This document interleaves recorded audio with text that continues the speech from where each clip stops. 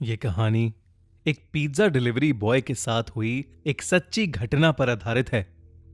ये घटना जॉन के साथ तब हुई जब वो अपने कॉलेज के दिनों में एक छोटी सी पिज्जा शॉप में पार्ट टाइम जॉब करता था। एक रात करीब 1 बजे जब जॉन अपनी शिफ्ट खत्म करके घर के लिए निकलने ही वाला था, तब अचानक ही पिज्जा शॉप का फोन बजा।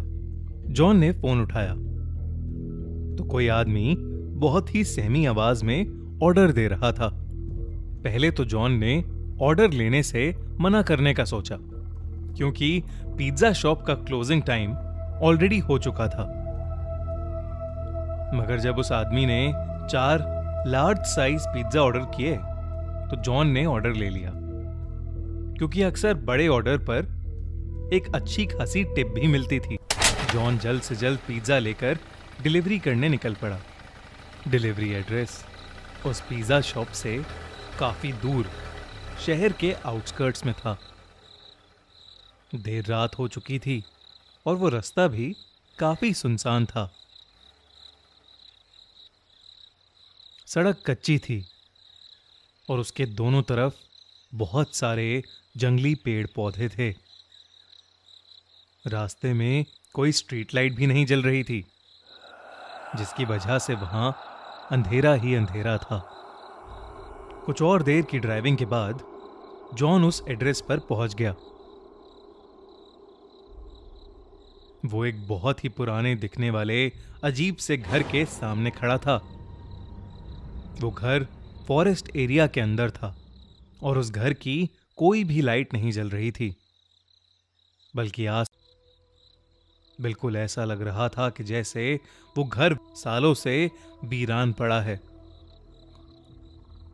और उस घर में कोई रहता ही ना हो। जॉन उस घर को देखकर थोड़ा घबरा रहा था, इसलिए उसने अपने मैनेजर को कॉल किया। वो अपने मैनेजर को वो सिचुएशन एक्सप्लेन करके वहां से वापस चले जाना चाहता था, लेकिन उसके मैनेजर ने फोन ही नहीं उठाया। जॉन अगर बिना मैनेजर को बताए वो चारों पिज्जा वापस ले जाता तो उसका मैनेजर उससे बहुत ज्यादा गुस्सा हो जाता और उसकी सैलरी भी काट लेता। इसलिए जब बार बार कॉल करने पर भी उसके मैनेजर ने फोन नहीं उठाया तो उसने एक बार उस घर के पास जाकर डिलीवरी ट्राई करने का मन बनाया। जॉन जैसे ही आगे बढ़ा, उस घर के अंदर की एक लाइट ऑन हो गई। जॉन को थोड़ा सा कॉन्फिडेंस आया कि शायद अंदर कोई है। उसने डोरबेल बजाई और जोर से कहा, पिज्जा डिलीवरी। मगर कुछ देर तक किसी ने दरवाजा नहीं खोला। जॉन ने फिर से बेल बजाई तो उसे अंदर से किसी के कदमों की आवाज आई,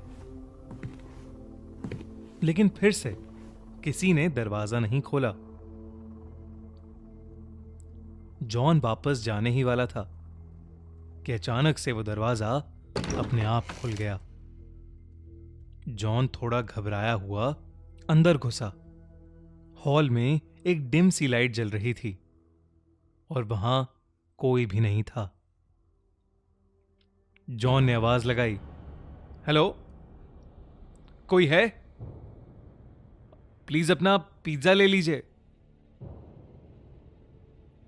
तभी जॉन ने देखा कि हॉल में पड़े सोफे के नीचे एक काली बिल्ली निकलकर एक रूम की तरफ भागी। जैसे ही वो बिल्ली उस रूम में घुसी, उस रूम की लाइट्स और टीवी ऑन हो गया।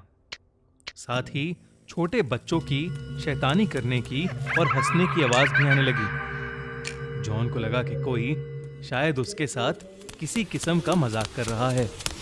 वो गुस्से में उस रूम के अंदर गया। वहां 2 छोटी सी लड़कियां बैठी थीं। वो दोनों वहां बेड पर बैठे बैठे जॉन को अजीब तरीके से घूरे जा रही थीं। जॉन उनसे कहने लगा कि वो कब से डोरबेल बजा रहा है और वो लोग हैं कि दरवाजा ही नहीं खोल रहे। जॉन उन पर गुस्सा कर रहा था, लेकिन वो दोनों फिर भी वहीं बैठी बिना कुछ बोले बस जॉन को घूरे जा रही थीं। जॉन ने फिर कहा, मैं पिज्जा देने आया हूं। तुम्हारे घर में कोई बड़ा है जिससे मैं पेमेंट ले सकूं? अचानक उन लड़कियों की आंखों का रंग सफेद पड़ गया और उनकी चुप्पी एक खतरनाक हंसी में बदल गई। उन दोनों ने उस कमरे के दरवाजे की तरफ इशारा किया जो जॉन के ठीक पीछे था। जॉन पीछे पलटा तो वो घबरा उठा। उसके हाथ से चारों पिज्जा के डब्बे नीचे गिर पड़े क्योंकि उसके ठीक सामने एक भयानक औरत का साया खड़ा था। ये सब देखकर जॉन डर के मारे कांपने लगा। वो जैसे तैसे अपनी बाइक की तरफ भागा और वहां से निकल गया। उस औरत का साया और वो दो लड़कियां उस घर के दरवाजे पर खड़े हुए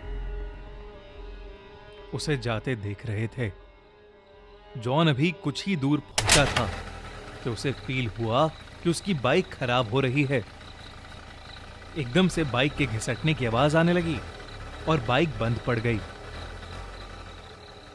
सहमा हुआ जॉन बाहर निकला और उसने देखा कि उसकी बाइक का टायर पंक्चर था।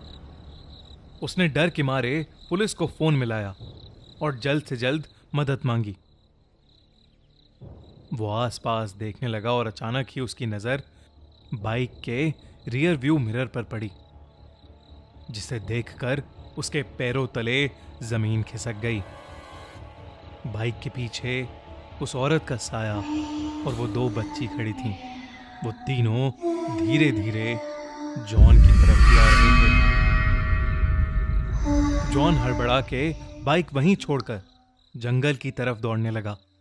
दौड़ते दौड़ते वो बहुत थक गया और एक बड़े से पेड़ के पीछे जाकर छुप गया।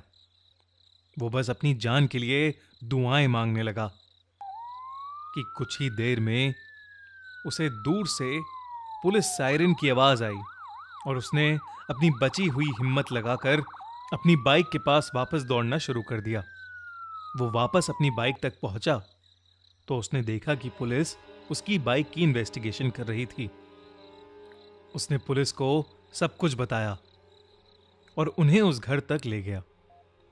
पुलिस ने उस घर के अंदर जाकर जांच पड़ताल की, लेकिन उन्हें एक जंगली बिल्ली के अलावा उस घर में कोई नहीं मिला।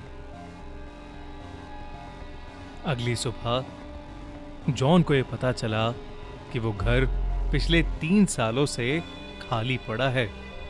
और तो और 3 साल पहले उस घर में एक औरत और उसकी 2 छोटी बेटियां रहती थीं, जिनका एक रोज अचानक मर्डर हो गया था। ये जानकर जॉन के होश उड़ गए। उसे समझ आ गया कि उस दिन जिन लोगों को उसने देखा था वो उस औरत और उसकी छोटी बच्चियों की आत्मा ही थी।